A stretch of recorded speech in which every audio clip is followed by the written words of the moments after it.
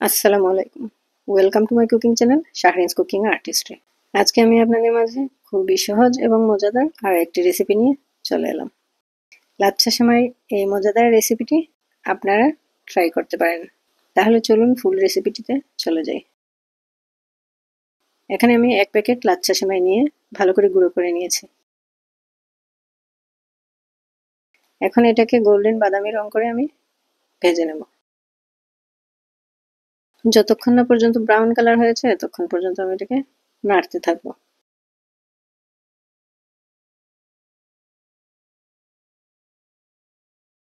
কালারটা চেঞ্জ হয়ে গেছে। এখন আমি এর মধ্যে দিয়ে দিব 3 টেবিল চামচ কনডেন্সড মিল্ক। কনডেন্সড মিল্ক দেওয়ার ফলে সেমাইগুলা আঠালো আঠালো হবে।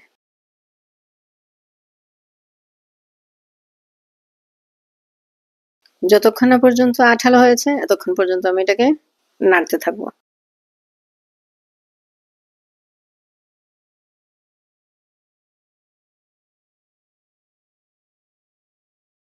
হয়ে গেছে। এখন আমি এটাকে একটা বাটির মধ্যে নামিয়ে নিচ্ছি। বাটির মতো করে আমি শেপটা তৈরি করব। যে ছাঁচে তৈরি করব এই ছাঁচে আমি লাচ্ছা সেমাই গরম অবস্থাতেই দিয়ে দিচ্ছি।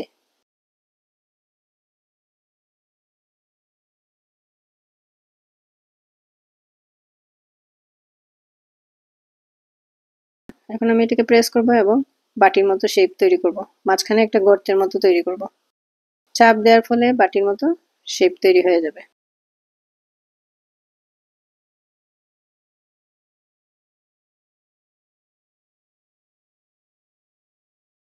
এখন আমি এটাকে নরমাল ফ্রিজে রেখে দেবো 30 মিনিটের জন্য। এদিকে আমি নিয়ে নিলাম 250 ml দুধ। এটা ছিল গরুর দুধ। গরুর দুধটাকে আমি আগে থেকেই জাল দিয়ে ঘন করে রেখেছিলাম।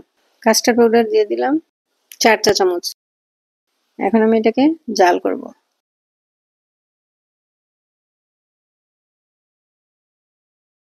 চিনি দিয়ে দিলাম 3 চা চামচ। আমি এখানে খুব বেশি চিনি ব্যবহার করব না। যেহেতু সেমাইটা মিষ্টি তাই এটাতে একটু কম মিষ্টি ব্যবহার করব। না হলে বেশি মিষ্টি হলে খেতে খুব একটা ভালো লাগবে না।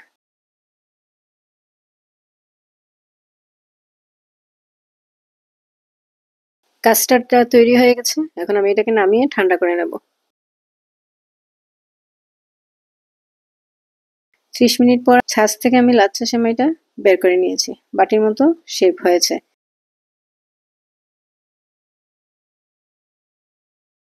এখন এর মধ্যে দিয়ে দিচ্ছি তৈরি করে রাখা কাস্টার্ড। রেসিপিটি যদি আপনাদের ভালো লেগে থাকে তাহলে অবশ্যই লাইক, কমেন্ট, শেয়ার ও ফলো দিয়ে আমার সাথে থাকবেন। দিয়ে দিচ্ছি চেরি। দেখতে যেমন সুন্দর খেতেও তেমনি সুস্বাদু। ইউটিউব থেকে যারা দেখছেন তারা একটা লাইক ও সাবস্ক্রাইব করে আমার সাথে থাকবেন।